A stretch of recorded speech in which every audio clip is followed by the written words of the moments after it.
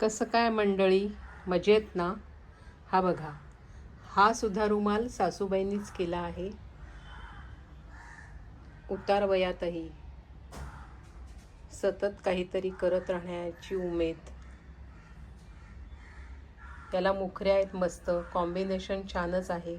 असे 5-6 रुमाल त्यांनी केले. कुणाला आसन म्हणून, कुणाला गणपतीसाठी वापरायला, कुणाला प्राणायाम करायला, मेडिटेशन करायला म्हणून त्यांनी गिफ्ट दिले. परदेशातून येणाऱ्या त्यांच्या भाच्या, कोणी शेजारची मैत्रीण, पाहुणे यांना सहज म्हणून अशा वस्तू केल्या तर गिफ्ट देता येतात.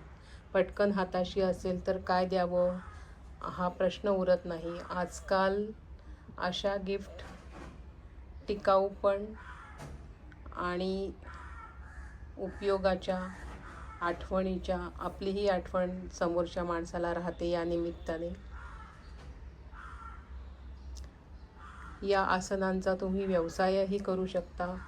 क्रोशावर केलेला हा रुमाल आहे. धन्यवाद. राधाश्रीचे बोल.